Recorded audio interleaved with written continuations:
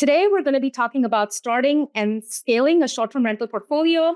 And so many of you have probably heard, even during the summit, we had some of our members of the coaching program, physicians who work full-time, who came and spoke about how they sheltered in 1 year over $500,000 of clinical income from taxes.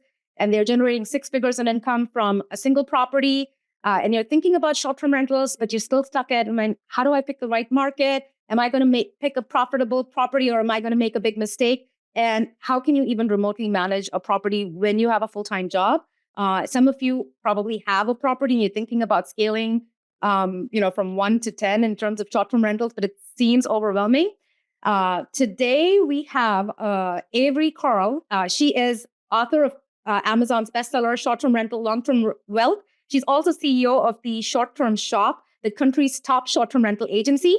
And Avery and her husband, Luke, they scaled their real estate portfolio in a span of 5 years from 0 to 220 doors, which is super impressive, through strategic investing. And we're going to be talking about current short-term rental market trends, acquisition of short-term rentals, marketing, remote management, scaling, everything that you probably have tons of questions about. Welcome to Generational Wealth MD's podcast on financial freedom through investing in real estate. My name is Param. I'm a mom, radiologist, real estate investor, and mentor to others looking to start or scale their real estate portfolios. The goal of this podcast is to provide you with inspiration, strategies, and insight so that you can stop trading your time for money and live life on your terms. If you love the episode, don't forget to subscribe and leave a review. I'm super excited to have you here with us, Avery. Thank you for doing this. Yeah, thank you so much for having me on. Avery, usually when we start out, I like it when, if you could just go ahead and start sharing your journey with us, because 2016, I believe that's when you started, and your first property was a $100,000 property. And I just want to hear in your own words what that journey looked like for you, right? As you're starting out, what was your mindset like? What were you thinking? What barriers did you have to overcome? And how did you get to where you are today? Well, it was kind of an accident. I did not grow up saying I want to be a real estate investor or real estate agent when I grow up. We kind of backed into it. We had just moved from New York City to Nashville, and our real estate agent at the time was really trying to get us to buy in East Nashville, which is like the hipster area of Nashville that was appreciating really, really quickly. And we said, no, thanks. Like, we're moving from Brooklyn to Tennessee. We want to be out in the country. We were done with neighbors. So we bought something out in the country, but it kind of stuck in our mind about the appreciation. And we had saved up. We were like just starting out. I was still in grad school or just finishing, and had a very, very like small time job. Well, I was working as a music manager in the music business. And the music business just does not pay well because it's so sexy, and like anybody would do it for free, basically. So I was making $37,000 a year, and we'd saved up, we'd work. I think we'd just gotten married, saved up like $10,000, $15,000, some small amount. And there was an Edward Jones in my same building. And we went to a financial advisor there and said, hey, we have this money saved up. Like, what should we do with it? And they basically told us we didn't have enough money for them to work with us. And we were like, okay, we're losers. Like, what are we going to do with this? And so we kind of thought back about buying a house. And I said, well, I was a big Dave Ramsey person at the time, not anymore, but at the time I was. And so I thought, well, man, what if we buy one of those houses and we rent it out so we're not having to pay for it? And then in 20 years, we didn't have kids at the time. We've got two now, but I was always thinking about that. And when our future kids need to go to college, we can sell this house and pay for their college out of the appreciation. And we will be these geniuses, these financial geniuses, by having done this. And so an average long-term rental in that market was about $100,000 back then. So we saved up, and I started listening to things, listening to podcasts and things, and we got one. And the mortgage on it was $645 a month, and we were able to rent it out for $1,500 a month, which coincidentally, after all of the deductions and everything on my paycheck, was about what I was making a month. And we're like, oh, cool. This house is making the same amount a month as I do. So then we said, well, wait a minute, we need more of these. We want to actually build a business out of this. So it was then that we started listening to like all the Bigger Pockets episodes. This is back in 2012. There weren't, at least not that I was aware of, courses, masterminds on this. And we had a little bit of just like one single family property worth of a down payment left. So we said, well, what can we buy that's going to make us the most amount of money the fastest so we can buy more of these things faster? And we landed on short-term rentals, but we knew we didn't want to do it in Nashville because Nashville was very still is. And we couldn't afford to buy something and then be told in 2 years, you can't do this with it. So we'd just been on vacation to the Smoky Mountains, about 3.5 hours east of Nashville. And we'd stayed in a cabin. Our friends stayed in cabins. Everybody was staying in cabins. So we figured somebody owns these cabins and they're renting them out. Why can't it be us? And again, back then there was no AirDNA. I think AirDNA started this same year that we bought our first property. This was 2015 at this time. No courses, no nothing. So we kind of had to figure out how to self-manage remotely on our own, because at the time, the average property management split for short-term rentals was 40% of your gross. And we were like, whoa, wait a minute. We need that 40%. So we just kind of figured out how to do it. And there property management software didn't exist back then. It was just the Airbnb app and the Verbo app. And they did have a calendar sync already. But they did it. Yeah.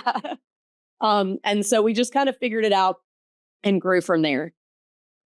That's awesome. It's interesting that you said it was an accident starting out. And honestly, same thing for me. When I started out, I didn't really think that this was the vehicle I was going to use to get to financial freedom.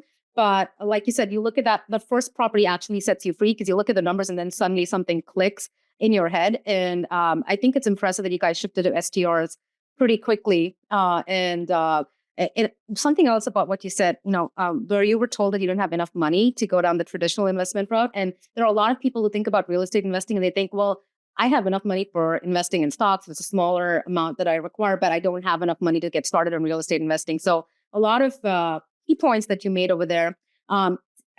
You go a little deeper, Avery, into maybe like misconceptions. And I know you mentioned the Dave Ramsey mindset where we're against leverage and debt and all of that. A lot of people, I think, still have those barriers, but the mindset shift that you had to make to get to where you are, to the scale that you're at this point. So mindset shifts that we had to make. So at the beginning, anytime, we didn't have much money. So anytime we would get, money coming in. So we started with that first property in the Smokies. We scaled that to 5 in, the course of about 1.5 years. But I would really want to hold on to it. I want to hoard it. And because I am still deep down, I still am very like conservative Dave Ramsey style brain. But kind of learning to deploy money in order to make money, and that you don't have to just like hang on to all of it or else it's going to disappear. Obviously you have to make good decisions, but understanding that you do have to make your money work for you was, I think, the biggest hurdle to get over, because you grow up being taught, or at least I was, maybe not everybody is, but you save your money, you save and save and save. And then when you're 55, you can go crazy with your knee pain and your what have you, but which I already have at 35, by the way. Me too. But I'm hitting 45 this year. My knees already. Yeah.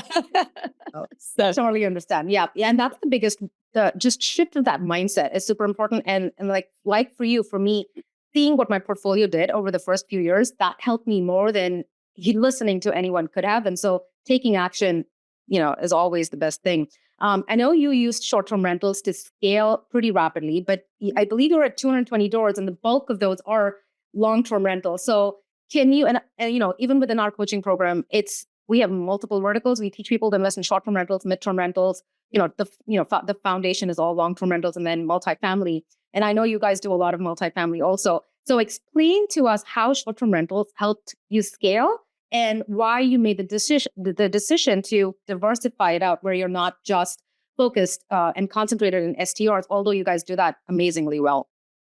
Yeah. So our very first property was a long-term. And when we went the short-term route, it wasn't because we were like, oh man, we're going to make so much more money on short terms and we're going to only do this. It was so we could make more money to buy more long-term. So our goal from the get-go was kind of to use this as a bit of a springboard cash flow wise in order to be able to buy more. Now, I will say, there's not a lot of people out there who do both. Like I know a lot of long-term investors who don't want to mess with short-term, period. I know a short-term rental investor who's been buying short-term rentals since before me, I think since like 2012. And he's one of my husband's really good friends. And he only has 1-bedroom short-term rentals. So some condos in Siesta Key and 1-bedroom cabins in the Smokies. He could buy all the huge ones in the world that he wanted, but he only does that. He could go buy long-term apartment buildings, but nope, I only want 1-bedroom short-term rentals. So you don't see a lot of people diversify around, but I really think that you should. And what kind of solidified it for me? So we did the 1 long-term in Nashville, then we got up to 5 short-terms in the Smokies, and one of our short-term doors is probably 5 times the amount of one of our long-term doors on average. So like we've got 200-ish long-terms and 8 short-terms, but our average short-term door is like 800,000. I mean, it's actually even more than I said. And then our average long-term door is like 80,000. But once we got to those 5 short-terms, we were like, you know what? I think we can start, maybe let's throw a few long-terms in again, just to get things, diversified, have a little bit of everything. Cause you never know. Cause back then the self-managing short-term rental thing was very new. Vacation rentals were not new. That's been an asset class for a really long time, but the self-managing thing I would say is about 10 years old. Yeah. And so we bought a few long-terms in Chattanooga. And then by the time COVID rolled around, we had 6 short-terms and like 40 long-terms. And when that happened and everything shut down and they shut down all the short-terms, we were like, well, crap, the other shoe finally dropped. It finally happened. We knew it was going to happen. Good thing we have all these long-terms. And what actually happened was the opposite. Everybody froze for 2 weeks, laid around and watched Tiger King and gained 15 pounds. And our short terms boomed, like they flooded back. And it was our long terms that we had to worry about with the eviction moratoriums. But after just that 1-2 week experience of thinking, oh crap, there go the short terms, never mind, wait, it's the long terms. But either way, we had the other thing to support us. It was a really good feeling of like, well, that sucks, but we're going to have this other thing to support it through until we get through this. So that's a really good, peaceful feeling at a very not peaceful time that I will never forget, that I always want to keep. So I'm just a big fan of all of it. The long terms are significantly less day-to-day work, but they are, I would say, a comparable amount of work when you have to do it. So short terms, you're managing a few things a week. Long terms, once you get somebody in there, you're not really having to do anything for a minimum of a year. But when they move out, you are probably going to have to redo the whole thing, carpet, paint, etc. So it's just a different kind of work. And we just like to have, a little bit of everything. We don't have any midterms, not to say that I wouldn't, but it just hasn't, I don't feel like starting a new asset class anymore. Maybe yeah. I have 3 of my long-term rentals that are vacant right now. And to your point, I completely understand there come those periods where you do have to put a little bit of effort into those. But again, like you mentioned, Nashville, that was a market I was considering in 2014 also. And the funny thing is that rents haven't risen as much as home prices have, and with interest rates the way they are right now, it's kind of hard to find something that's cash flowing in that market. But short-term rentals, again, even with the way they are, you can find a profitable property. And a lot of our coaches within the coaching program do just short-term rental, right? And some of them just prefer to have that, to stick to that niche. And like you, I believe that a resilient portfolio is a little bit of everything. So I'm super excited to deep dive into the short-term rental part of it. But I want to ask you a question before we get started with specifics. Do you believe that short-term rentals can work for everyone? Do you think it's an asset that everyone can get into and do well? I think there are certain personality types that are going to have a harder time with it than other personality types. It can work for everyone. You just might have to make some adjustments. Not to pick on engineers, but engineers typically will have a more difficult time with short-term rentals because it's very interpersonal and not data driven. Like it's not just, I have to complete these 4 tasks and this is the right and only way to do this. It's, you're having to adjust the way you communicate based on who's in the house and how they communicate and what it is that they're looking for. And, being hospitable, like somebody who has waited tables for 5 years and has no corporate experience might have an easier time of running short-term rentals than a high-level engineer. So it can work for everyone, but there might just have to be some adjustments and understandings with, it's not always going to work the same way that your day job has worked. I see that you chose engineers. I feel like you deliberately stayed away from saying physicians, but I think physicians. No, you guys, I think it's very similar to dealing with patients. Like my dad's not an MD, he's a chiropractor, but you're doing the same work a lot of times, at varying degrees of your capabilities, but your patients still have to like you, like if I go into a doctor and I hate them, then I'm probably not, I'm going to find another doctor of that specialty. So it's very similar because you're still dealing with people, a lot of you, except for maybe it is an art radiologists. and a science, right? Medicine is not just a science, there's an art to it. So we are kind of used to it. You're absolutely right. And like you said, it's sometimes dealing with the seasonality of things and having those curveballs and dealing with them. It doesn't suit all personality types, but like you said, if you can have a property manager in there or a co-list and someone who can take away the things that you're not good at, and you can still potentially make it work, but as long as you go in with your eyes open. So let's get into more of the specifics, Avery.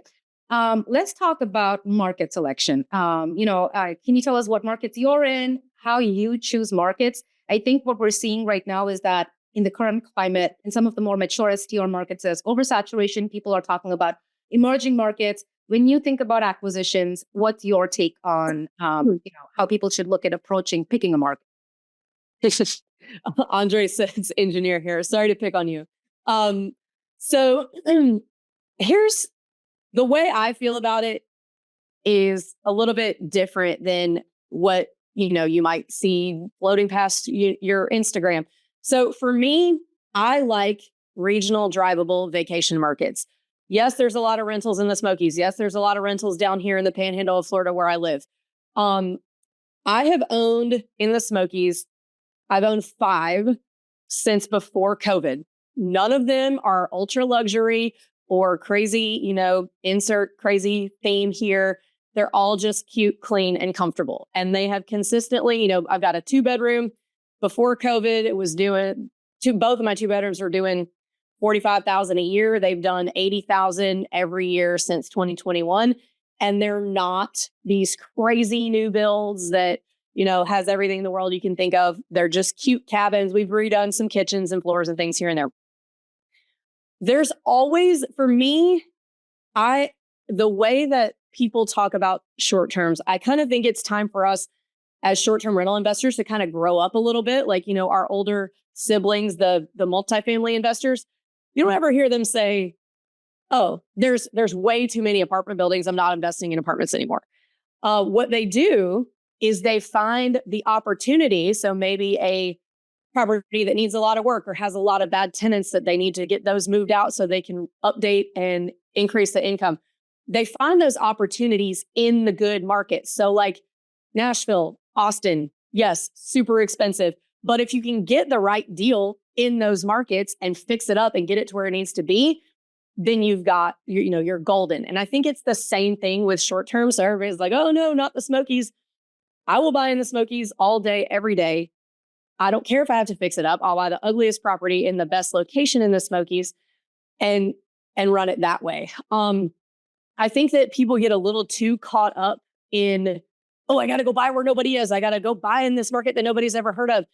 And that's okay. You can be successful doing that, but there's going to be different challenges than there are in the markets that have a lot of rentals. So you might have to train somebody who's used to cleaning primary homes on how to turn a vacation rental. Those are 2 different kinds of jobs.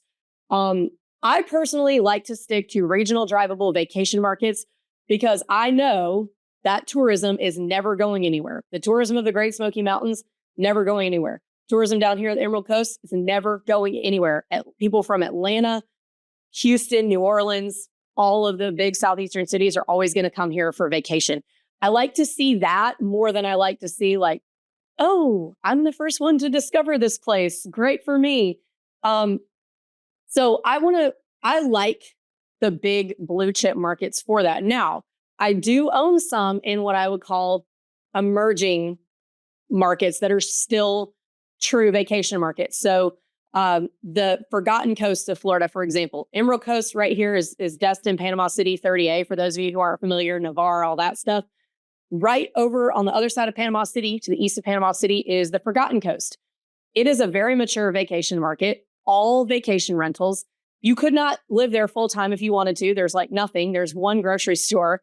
But the majority of those properties are on the same 3 property management companies that have been around since the 80s. They're doing everything the same way they have since the 80s. So there's not a lot of great data in terms of performance when you're looking at the Forgotten Coast versus like a Destin, where there's lots and lots of sophisticated operators. But I do also own in Destin, and taking the concepts that we know from managing in blue chip markets like that and applying to an emerging market like the Forgotten Coast, we've done extremely well. So, but there's pros and cons to that. There's not the good data if you're a data person in a market like the Forgotten Coast to really give you an idea of what you can do if you do really well, because there's not a lot of great operators there yet. Destin, tons of great data. It's going to be harder to find a deal because it is a blue chip market. So, there's pros and cons to both. For me, I like regional drivable vacation markets. So that's, beaches, mountains, national parks. I love that. And I have the same perspective as you do. And we do hear a lot about emerging markets, but I feel like, and even in multifamily, right? Long-term trends is what we look at. Phoenix and Dallas may be super hot, may be saturated, but we will still invest there because, in the long term, there is that migration. Like you said, with short-term rentals, you're looking at foot traffic, and those mature markets are going to have them. So I completely agree with that perspective, and thank you for sharing. Now, for people starting out, and when they were exploring, say, metro markets or, the metro markets already have regulations established, but they're looking at emerging markets or metro markets. How should they approach looking at regulations, and what should they keep in the back of their mind as they were exploring that? And what's the best way for them to go about and make sure they're doing their due diligence? Always call the county or the city, depending on whether you're buying inside or outside city limits, and ask directly, because you never know. There might not be regulations now. If you just go on their website and it says, oh, no regulations, or the regulations are this, but there's something that's being talked about at city council meetings and stuff, but it's not there yet.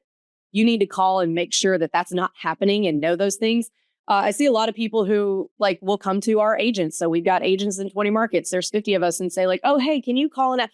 Don't ever have anybody else do that work for you. Always do it yourself, because stuff can get lost in translation, misunderstandings happen. So always call county or the city or both, depending, on where the property is, and just make sure you understand that really before you go get too excited looking around on Zillow and stuff too. Yeah, absolutely. And then same thing with HOA. I feel like sometimes just relying on your agent doesn't work. If the property, and obviously if you can get a property that's not on an HOA, that makes sense. But I've had issues where sometimes people buy proproperties in an HOA just based on what they overheard, as opposed to looking at the CC&Rs, and always doing that due diligence yourself is what you should be doing. Yeah. And make sure that you call when it comes to HOAs. So I'm currently shopping in the Texas Hill Country for a place, and I've got my agent who works for me at the short-term shop looking for me too. And she sent me the CC&Rs of an HOA of a place that looked great. All the lots are huge. You can't see anybody else. It's like being out in the woods.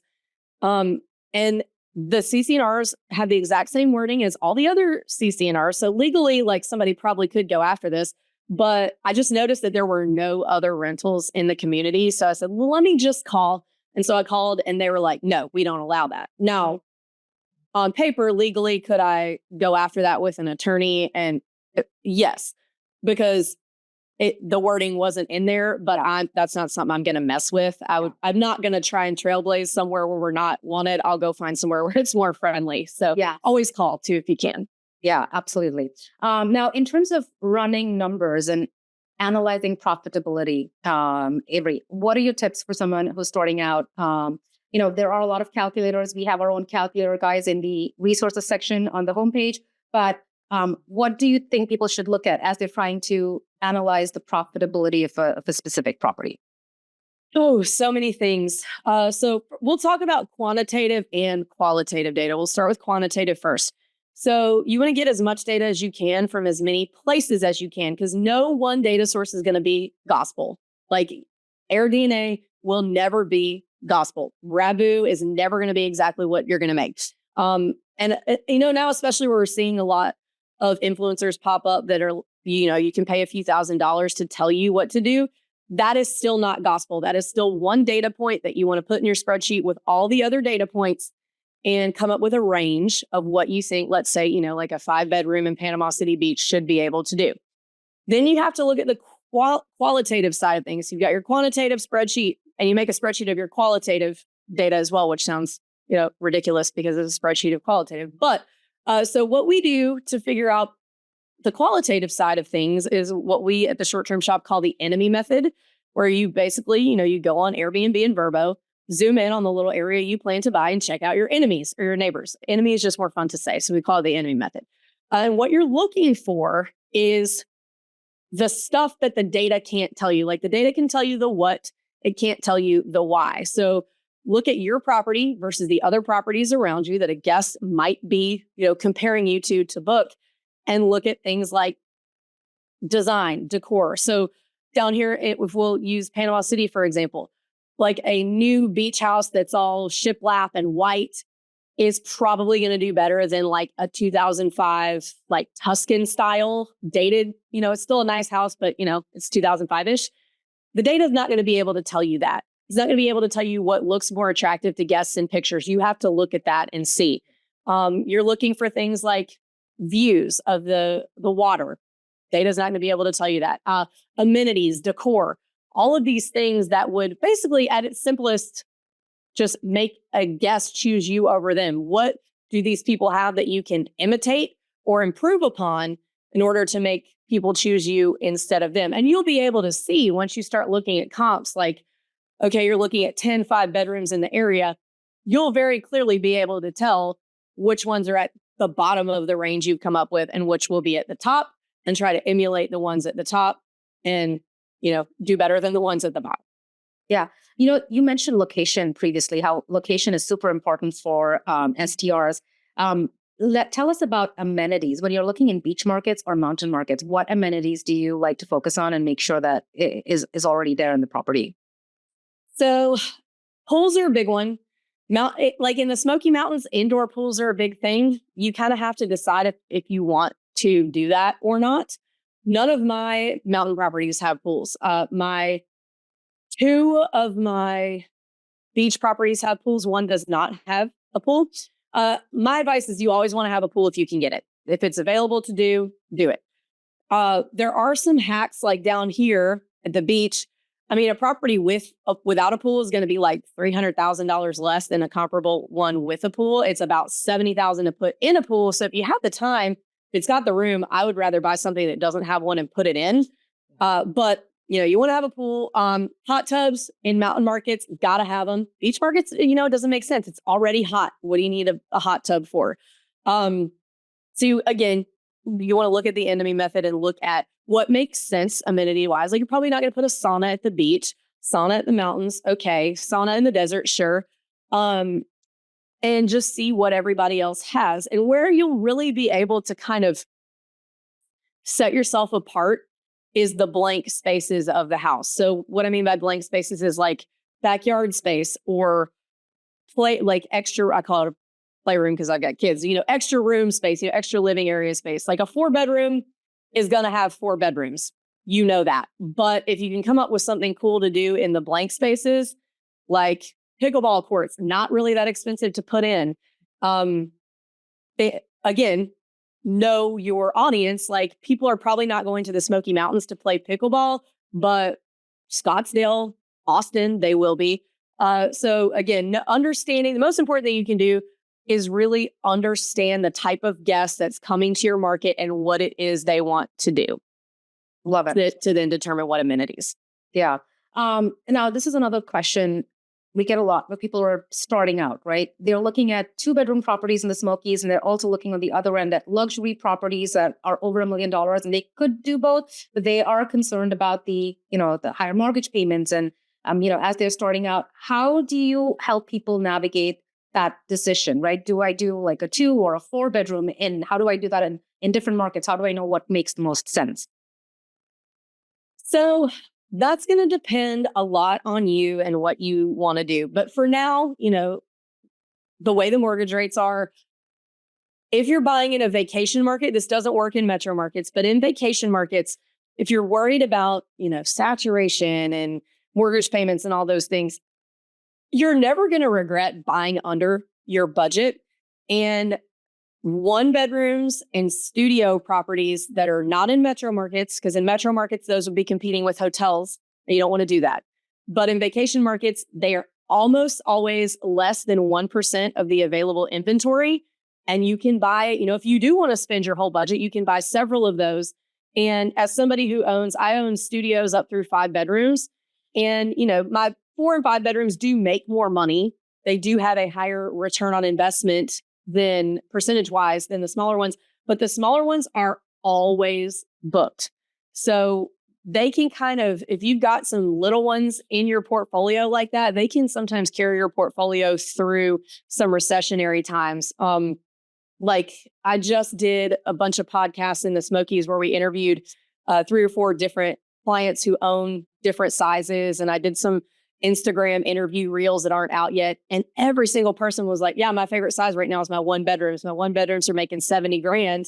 And because they just stay booked. So if, when in doubt in a vacation market, 0 beds, 1 beds, they're very often overlooked by investors. But then, like my friend Pavan, 31 bedrooms, that's all he'll buy. And it's because they do stay rented. Now, having 5 1 bedrooms versus 1 5 bedroom, you've got 5 sets of guests to deal with at one time versus, 5 roofs, 5 HVACs to break. So there's that component of it where it's easier to manage one larger one. But I think for where we are in the economy right now with interest rates, that interest rate is a lot less at 8% on a 1 bedroom than it is on a 10 bedroom right now. Yeah, that's an interesting perspective, Avery. I think I'm hearing it for the first time because I've always heard the luxury ones, your ROI is higher, but that makes a lot and of that's sense. true too. Yeah. But this makes sense too. And I think, it's an important perspective for people to hear. So let's go more into tactical stuff.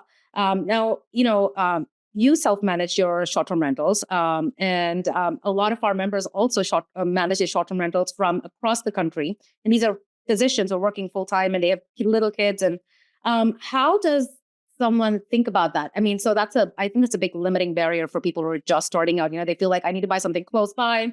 And so why do you self-manage without a property manager? And how should people think about this?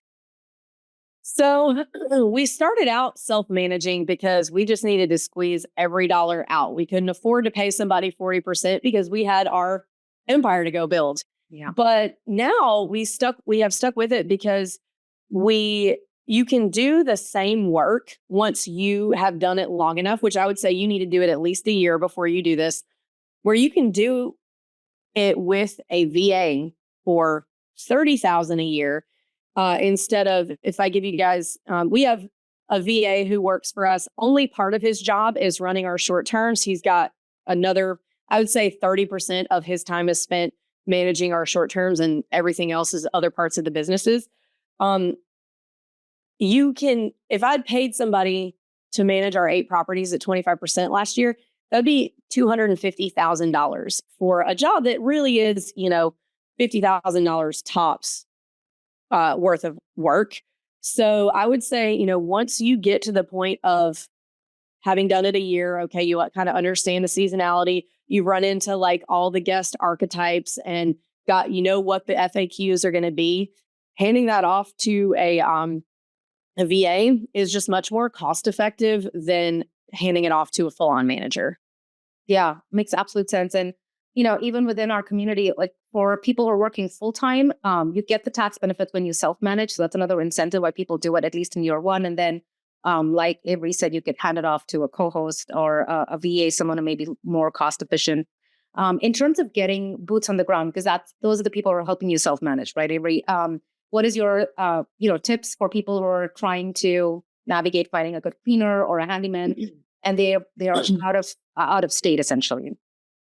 Well, if you buy with a short-term shop in any of our markets, we have all of those people set up. We've got a list of vetted recommendations for you. If not, there's always Facebook groups, but you kind of have to be careful when you're taking recommendations from Facebook groups because there will be a lot of, oh, I'm looking for a cleaner, and then somebody will get a bunch of recommendations, but it might be like their friend or their sister or whoever. So make sure when you're taking recommendations from the internet like that, you ask that person like, oh, hey, did they clean for you? And just make sure, whether it's a real estate agent or a cleaner or a handyman, make sure the person that you are taking that recommendation from has actually used them for that task. And it's not just like, oh, I'm recommending my sister because I love her. Yeah.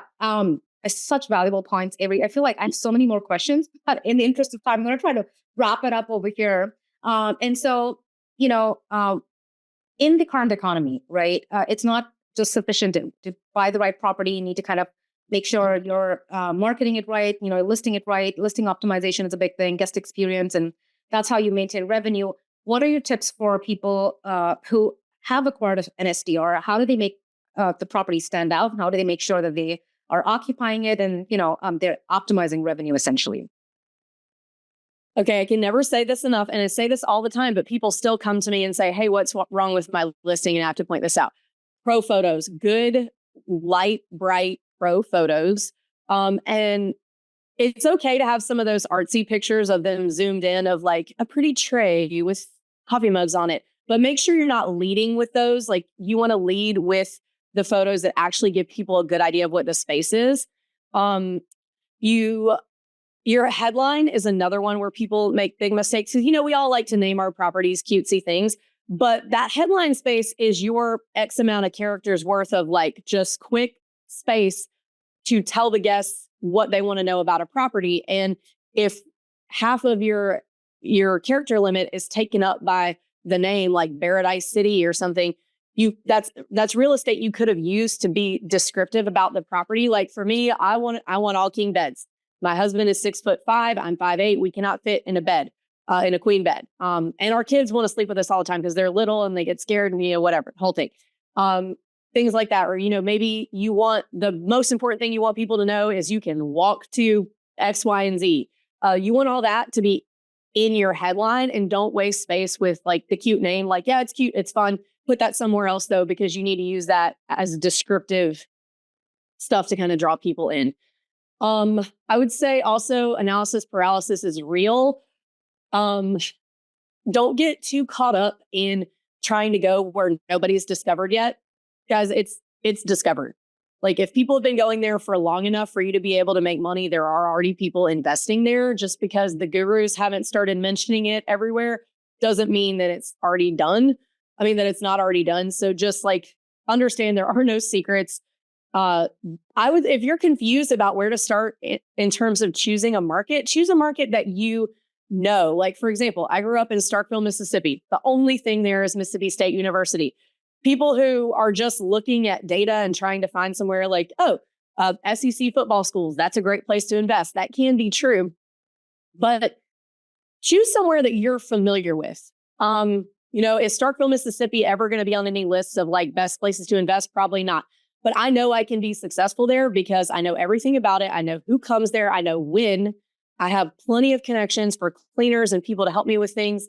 And I can be successful there. So just because it's like not on the lists and not on the things, if you're familiar with it, that makes it a good enough place to start that you might be able to be successful. So I think that's a big one, is a lot of people are like, oh, where should I invest? Let me look at all these crazy lists. Just start with somewhere you like to go and that and then build out from there on what the regulations are and income data and all that.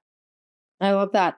Such valuable information, Avery. I want to summarize everything. So RDNA came out with their data for Q1 and Q2 and Q2 forecasts. And, there's promising information. We're seeing people thrive in the STR space. But again, people have concerns about, in this interest rate environment with prices being where they are, with where the economy is and post-pandemic demand going down and market saturation. Is it still the right time to go into STRs? So we've talked about a lot of those things, but just in summary, what trends are you seeing in terms of revenue and profitability with STRs, and what's your last words of advice for anyone listening? If you're interested in learning how to invest in long-term and short-term rentals the right way, so you can accelerate to financial independence with the support of mentorship, community, and vetted investor agents in strong markets across the country, then get on the waitlist for the next cohort of Creating Generational Freedom at www.generationalwealthmd.com. You don't have to learn from decades of costly mistakes by yourself. The program is only open for enrollment in the spring and fall each year. In the last 6 months alone, our members have acquired over $60 million of real estate, and more importantly, they're living life and practicing medicine on their terms. You don't have to do it alone. So when I started investing in 2012 in Nashville, we went to meetups and, did, because that's what you did back then. There weren't masterminds online and all that. And all the investors in Nashville who we listened to talking about how much money they were spending on direct mail and wholesalers and all this crazy complicated stuff. They were telling, all they would talk about is how Nashville is over. You had to buy pre-2010 for long-term in Nashville to make sense. And then me and my husband, just two little dummies, went and bought something right off the MLS that was a smoking deal. We were cash flowing a little less than $1,000 a month on a long-term rental, which is hard to do. And right under all of these other investors' noses. So my advice would be just don't ever let anybody tell you it can't be done or it's too late. There's always opportunity in any asset class, in any market. So you just have to be patient and persistent to find it, especially now. It is a really weird time in real estate. Less homes were sold in 2023 than all the way back to the Great Recession. So we are in the very bottom of the real estate cycle right now. So it's kind of weird to be able to find houses right now. But I'll tell you, like I tell my clients, if you come back to me in 2 or 3 weeks and say, oh, I tried X market and it doesn't work. It's not that the market doesn't work. It's that you quit. It's not, markets don't not work. Investors don't work. So patience and persistence to be able to find your deals. It's going to take more of that now than it did, 10 years ago. But the deals are out there. Yesterday was always the best time to invest in real estate, as they say, but the second best time is today. So just get out there and be persistent and you will be able to find something. It's just going to, might take a little creativity. That's amazing. It's such an apt time for that piece of advice, patience and persistence, because we have a lot of people in the current cohort of our coaching program where they're running numbers and, I think it's important for them to hear that. Avery, thank you so much for sharing your wisdom and perspective. Both you and Luke, you are educators at heart and such an inspiration. And so thank you again, Avery, for this. This was amazing. Yeah, thanks so much for having me.